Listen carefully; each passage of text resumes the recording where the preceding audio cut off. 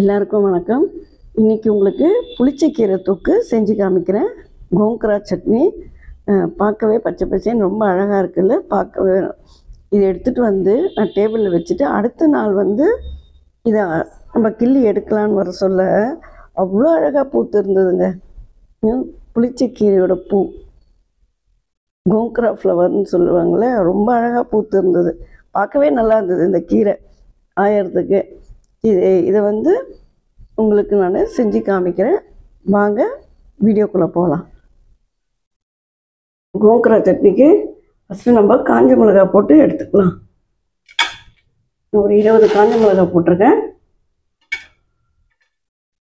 உங்களுக்கு எவ்வளோ காரமோ அதுக்கேற்ற மாதிரி பண்ணிக்கோங்க. சில மிளகாலாம் காரம் ஜாஸ்தி இருக்கும். இது வெறும் நான்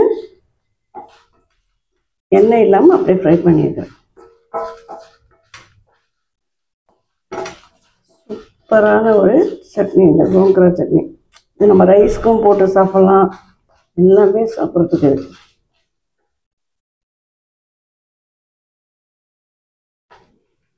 கருப்பாயிடும் போது கைவிடாமல் சும்மா இந்த மாதிரி காஞ்ச மிளகாவை ஃபஸ்ட்டு போட்டு எடுத்துருங்க.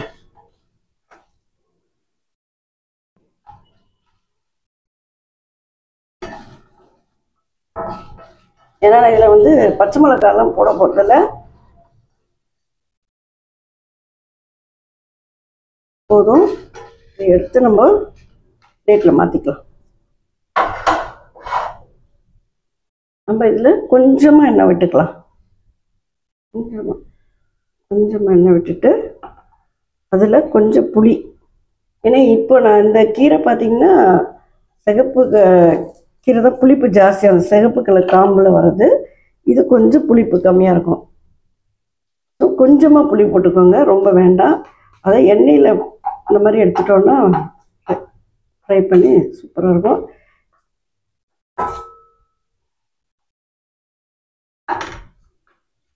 ரொம்ப ஈஸிங்க இது, அவ்வளோ நல்லது உடம்புக்கு. அதையும் எடுத்துருங்க. இப்போ நம்ம கொஞ்சம் மிளகு கொஞ்சம் கொஞ்சம் போட்டுக்கோங்க. ஒரு கட்டு கீரைக்கு நான் சொல்கிற அளவு. கொஞ்சம் மிளகு, கொஞ்சம் வெந்தயம்,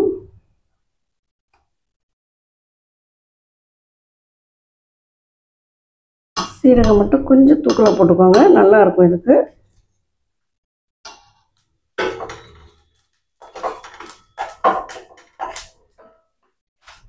கொஞ்சம் தனியா,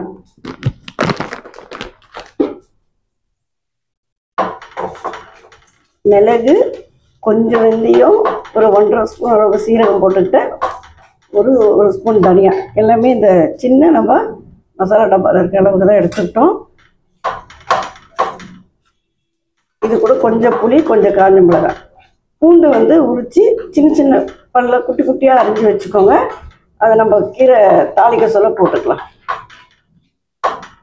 போதுங்க, எடுத்துக்கலாம். அப்படியே இதெல்லாம் ஆறினவுடனே மிக்ஸி ஜாரில் போட்டு நம்ம அரைச்சி எடுத்துக்கலாம், பவுடர் ஆக்கிக்கலாம்.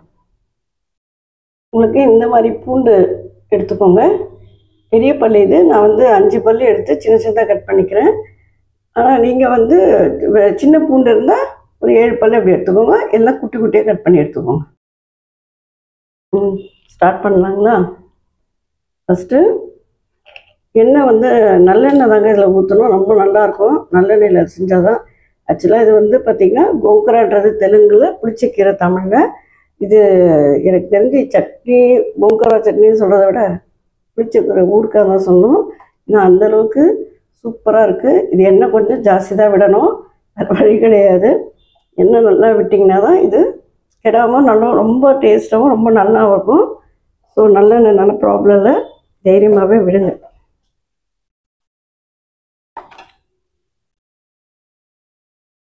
இதுக்கு கொஞ்சம் கடுகு,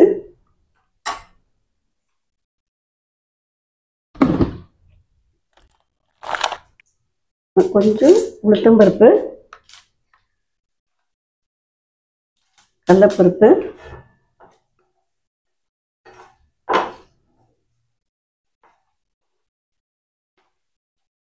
காஞ்ச மிளகாய்,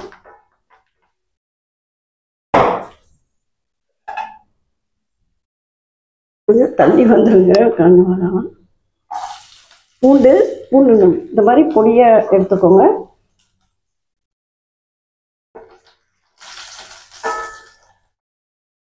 கீரை வந்து இந்த மாதிரி நல்லா அலசி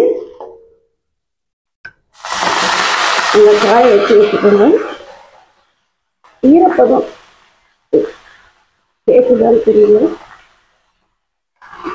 ஈரப்பதம் மெயினாக இருக்கக்கூடாதுங்க. கொஞ்சம் நல்லா ட்ரை ஆக்கிட்டு போடுங்க.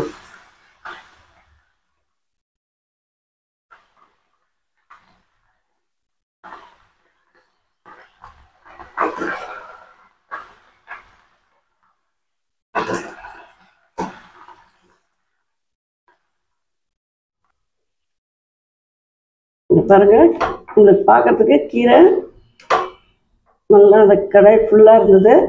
வதங்கணுன்னா எவ்வளோ கம்மியாகிடுச்சு பாருங்க. ஏன்னா கொஞ்சம் ஒரு 5 மினிட்ஸ் விட்டுட்டு அதுக்கப்புறம் திருப்பி போடணும். அதான் கீரை கீழே இருக்க கீரைலாம் வெந்துட்டு அது மேலே இருக்கிறது அப்புறம் அடிப்பாக திருப்பி போடலாம். நான் அதுக்குள்ளே வந்து மிக்சியில் அரைச்சி எடுத்துக்கிட்டேங்க. இது இன்னும் கொஞ்சம் நல்லா வேகணும். அந்த எண்ணெயிலே நல்லா வதங்கினதுக்கப்புறம் கொஞ்சம் உப்பு போடணுங்க. இதில் உப்பு போடணும்.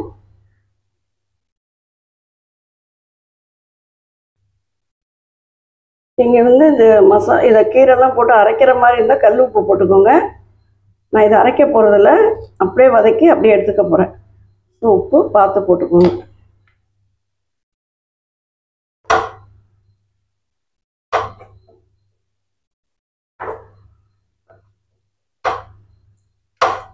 முடிஞ்ச வரைக்கும் நல்லா ட்ரையாக கீரை நல்லா அலசிட்டு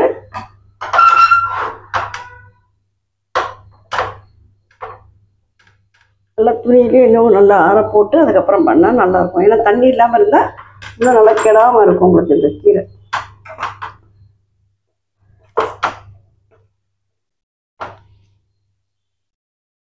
பண்ண மாதிரி பண்ணிங்கன்னா எவ்வளோ பவுடர் ஆகிடுச்சு பாருங்க. புளி இருக்கிறதே தெரியல. இல்லை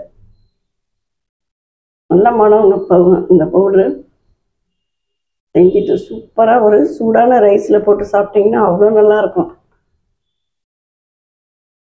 பாருங்க, அவ்வளோ எண்ணெய் ஊற்றணும். அவ்வளோ எண்ணெயவே இழுத்துடுச்சு இந்த கீரை.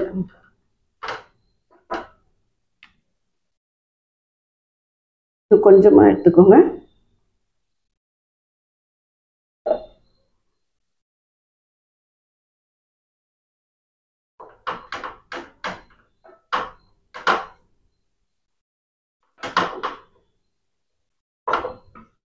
நீங்கள் கொஞ்சம் கொஞ்சமாக எண்ணெய் ஊற்றிக்கோங்க. ஏன்னா இது எண்ணெய் நிறைய எடுக்குது பாருங்க. அவ்வளோ எண்ணெய் ஊற்றியும் பேனில் எண்ணெயே காணும்.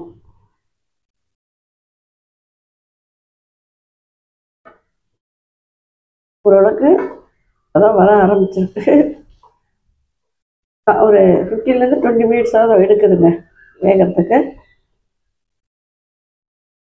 எண்ணெய் இதுக்கு அந்த கீரைக்கு வந்து போதுன்றது அந்த எண்ணெயெல்லாம் வெளியில் வர ஆரம்பிச்சிடும்.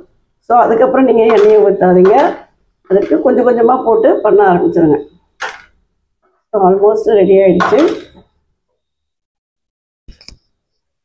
இந்த ஸ்டேஜில் இந்த பவுட்ரு போட்டுக்கலாம். இது கூட கொஞ்சம் கொஞ்சமாக போட்டுக்கோங்க. அரைச்சோன்னா ஜாஸ்தி காமிக்குது நம்மளுக்கு பவுட்ரு. ஸோ அதை பார்த்துட்டு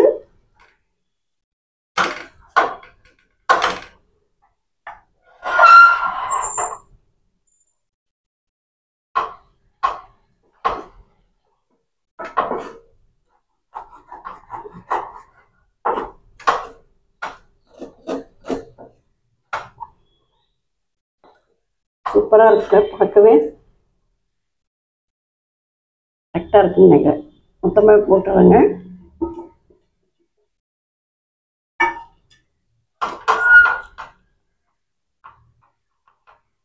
நல்லெண்ணெயில் செஞ்சுருக்கிறதுனால இது அவ்வளோ சீக்கிரம் கெடாது. கொஞ்ச நேரம் வச்சுட்டு ஆஃப் பண்ணி எடுத்துடலாம். ஸோ இதை வந்து நீங்கள் சாப்பாட்டில் போட்டு அப்படியே நீங்கள் பிசைஞ்சு சாப்பிடலாம். சப்பாத்திக்கு, தோசைக்கு சூப்பராக இருக்கும்.